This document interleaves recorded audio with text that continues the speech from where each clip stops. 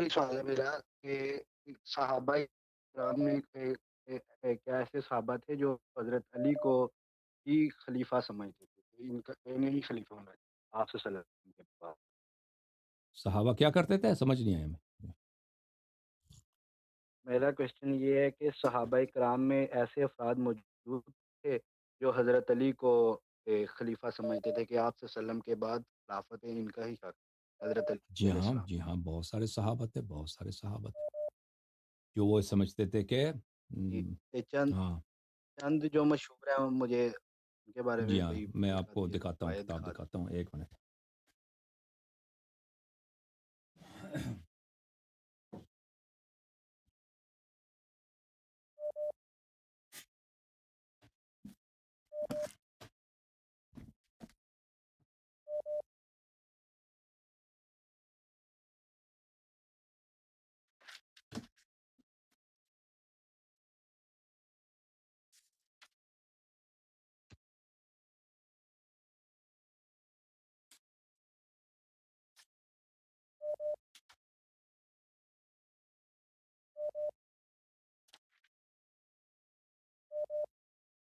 عزیزوں، میرے کتاب میں، یہ کتاب کا نام ہے احتجاج. اس میں کچھ آپ کو احادیث تو بہت ہیں، اس میں دو حدیث آپ کو دکھاتا ہوں. کتاب الاحتجاج للطبرسی رحمہ اللہ، یہ جلد نمبر 1 ہے، یہ چھاپ ہے اسوا پبلشرز کا ہے. اس میں صفحہ نمبر 191 کو چلتے ہیں، 191.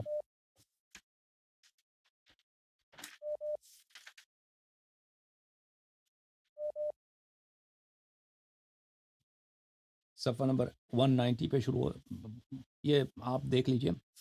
یہ ابو بکر کی خلافت کے پہلے ایام ہیں، 1-2 دن اس کی بیعت سے گزر چکے ہیں. یہ مسجد نبی صلی اللہ علیہ وسلم کا واقعہ ہے، بہت طویل حدیث ہے. خالد ابن سعید ابن العاص صحابہ کا مجمع ہے، وہ کھڑے ہو گئے بات کرنے کے لیے. انہوں نے کہا اتق اللہ یا ابا بکر، اتق اللہ یا ابا بکر، یا ابا بکر، اللہ سے ڈرو. فقد علمت ان رسول اللہ صلی اللہ علیہ وسلم قال ونحن متحوشوه. تو خود جانتا ہے کہ رسول پاک صلی اللہ علیہ وسلم نے یہ بات کہی ہے اور ہم ان کے بالکل حواشی میں تھے، ان کے گرد گرد تھے. اس دن جب بنی قریظہ کی پہ ہم نے فتح حاصل کی مدینہ منورہ میں، غزوہ بنی قریظہ میں. وقد قتل علي بن ابي طالب عليه السلام يومئذ عدة من صناديد رجالهم واولي البأس والنجدة منهم. اس دن امیر المؤمنین علیہ السلام نے ان کے کئی ہیروز کو، ان کے کئی جو ہیں جنگجو سالاروں کو قتل کیا تھا. تو اس دن رسول پاک صلی اللہ علیہ وسلم نے فرمایا تھا، آپ کو یاد ہے ابو بکر، یا معاشر المؤمنین والانصار، معاشر المہاجرین والانصار، اے معاشرین والانصار، انی موصیکم بوصیت فاحفظوها، میں آپ کو ایک وصیت کہہ رہا ہوں، میری وصیت ہے، اس وصیت کو اچھی طرح سے یاد رکھو. رسول پاک صلی اللہ علیہ وسلم نے فرمایا وانی مودعکم امرا فاحفظوه، میں آپ کو ایک ایسی بات بتا رہا ہوں، اس کو اچھی طرح سے اس کے ساتھ کمپلائی کرنا، اس میری بات کو اچھی طرح اپنے یادداشت میں رکھنا اور اس پہ عمل کرنا. الا خبردار، ان علی بن ابی طالب علیہ السلام امیرکم بعدی وخلیفتکم خلیفتی فیکم، میرے بعد امیر المؤمنین علیہ السلام علی بن ابی طالب علیہ السلام آپ کے امیر ہیں اور میرے جانشین ہیں آپ کے پاس، آپ کے درمیان. بذالک اوصانی ربی، اسی بات کی اللہ نے مجھے حکم دیا ہے. الا وانکم ان لم تحفظوا فیہ ووصیتی وتوازروه وتنصروه اختلفتم فی احکامکم، اگر تم ان کی بات نہ مانو اور ان کو اپنا خلیفہ نہ مانو اور ان کی نصرت نہ کرو اور ان کی طاعت نہ کرو، تو تم اپنے دین میں فرقے فرقے میں مختلف ہو جاؤ گے، تم اپنے احکام میں اختلاف کرو گے. واضطرب علیکم امر دینکم، اور تمہارا دین اپنے دین کے امر میں بیچارہ ہو جاؤ گے. وولیکم شرارکم، اور تمہارے بدترین تمہارے حاکم بن جائیں گے. بلے انا ان اہل بیتی ہم الوارثون لامری، میرے اہل بیت میرے وارث ہیں. اچھا، اس کے بعد جو ہے سلمان کھڑے ہو گئے.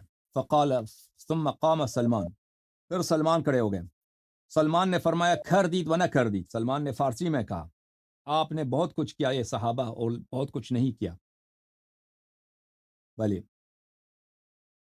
اس نے، اچھا، اس کا جو خطبہ ہے یہاں سے شروع ہوتا ہے.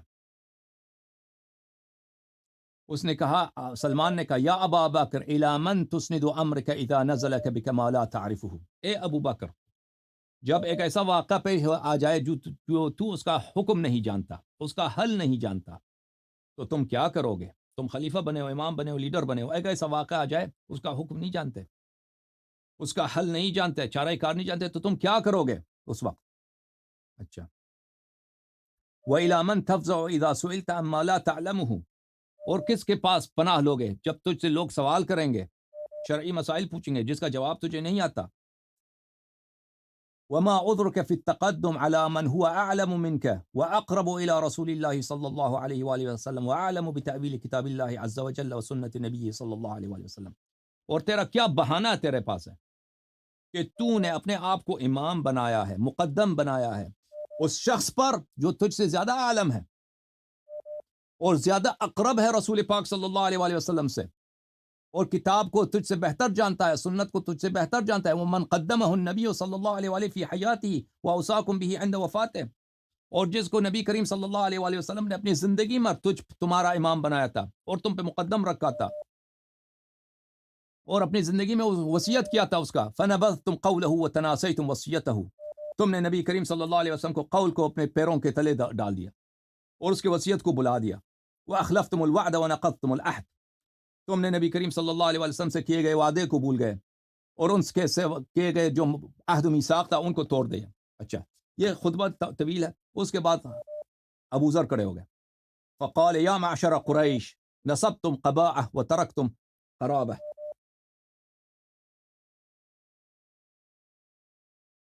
نصبتم قباءہ وترکتم قرابہ، اے قریش والو، قباء بولتے ہیں احمق کو، تم نے احمق کو، قباء نصبتم قباء، قباء کو تم نے امام بنایا اپنا، حماقت کو تم نے، جو حماقت کا مجسمہ ہے اس کو اپنا امام بنایا ہے. وہ ترکتم قرابہ، اور نبی کریم صلی اللہ علیہ وسلم کے جو اقرب تھے ان کو تم نے چھوڑ دیا. واللہ لترتدن جماعۃ من العرب ولتشکن فی هذا الدین، خدا کی قسم عرب کی ایک بہت جماعت مرتد ہو جائے گی اور تم لوگ اس دین میں شک کرو گے. وَلَوْ جَعَلْتُمُ الْأَمْرَ فِي أَهْلِ بَيْتِ نَبِيِّكُمْ مَخْتَلَفَ عَلَيْهِ سَيْفَانِ، اگر تم واپس اہل بیت علیہ السلام کی طرف واپس پلٹ جاؤ تو دو تلوار کبھی ایک دوسرے کے خلاف نہیں اٹھیں گے اس امت میں. واہ، صحیح فرما رہے ہیں ابو ذر. وَاللَّهِ لَقَدْ صَارَتْ لِمَنْ غَلَبَ، اللہ کی قسم یہ خلافت اسی کی ہو گئی ہے بس کہ جس کا غلبہ ہو، جو وہی زیادہ سیاست چلائے، جس کے زیادہ یار ہوں، سپورٹرز ہوں، خلیفہ وہی بن جائے. اچھا پھر اگلے فقرے میں لقد علمتم ولعلم خياركم ان رسول الله صلی اللہ علیہ وآلہ وسلم قال الامر من بعدی لعلی ابن ابی طالب علیہ السلام ثم من بعدی لابنی الحسن والحسین ثم للطاہرین من ذریتی. تم اچھی طرح جانتے ہو، ابو ذر نے فرمایا، اے صحابہ، اور صحابہ کے جو اخیار صحابہ ہیں، جو بہترین صحابہ ہیں، وہ اچھی طرح جانتے ہیں کہ رسول پاک صلی اللہ علیہ وآلہ وسلم نے فرمایا کہ امامت میرے بعد علی ابن ابی طالب علیہ السلام کی ہے، اور اس کے بعد میرے دو بیٹے حسن و حسین علیہ السلام کے ہیں، اور اس کے بعد جو طاہرین معصومین ان کے اولاد سے ہوگا ان کی امامت ان کی ہوگی. بہرحال یہ کافی ہے جو میں نے عرض کیا آپ کی خدمت میں اس مختصر وقت میں. اور مزید کوئی حکم بھائی؟ شکریہ اللہ صاحب، یہی کوشچن صہیب تھے صاحب ابھی تک. اوکے، کوئی مزید حکم یا ختم؟